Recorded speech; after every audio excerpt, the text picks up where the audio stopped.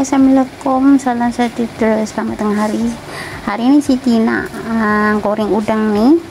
Udang ni Siti dah perap dengan sedikit garam, semua sudu kecil lah, sedikit garam halus, secukup rasa, satu sudu kecil, serbuk cili, dan sedikit aji lah. Siti nak goreng ni. Ini bahan hiasan dia, sebelah bawang Holland dan lada besar. Okey, kita panaskan minyak dululah. Okey, minyak Siti tak guna banyak, sedikit je, dalam 3 sudu macam tu. Kita panaskan dulu, baru kita masuk dia punya udang tadi lah.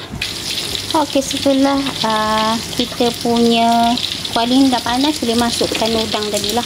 Api jangan terlalu kuat ya. Bismillahirrahmanirrahim.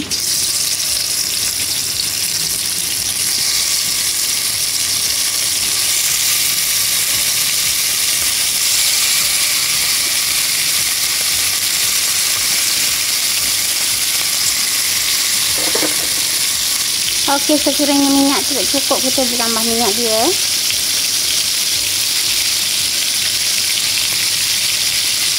Jangan bagi dia hangus.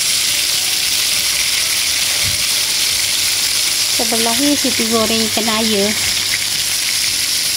Kita balikkan dia.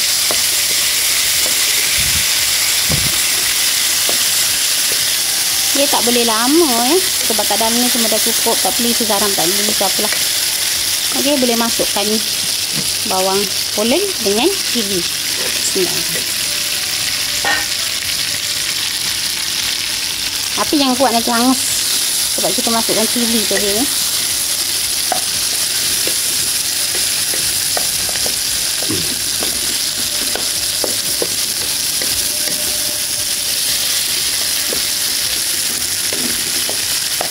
Ni paling simple lah, katakan untuk siapa yang beli bujang dia macam nampak berkuah kan, sebab cili tu sebenarnya nampak sedikit berkuah lah. Kita dah masak udang tu dah merah, boleh tutup api dan angkat.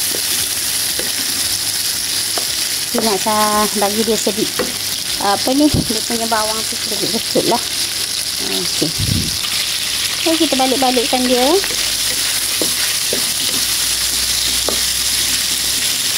Nampaknya dah masak. Udang tu nampak dah merah. Dia kawan nampak merah sebab dia dah merah kan, tapi nampak dia punya ria merah ni. Okey, kita api. Dah siap. Simple je. Udang masak cili.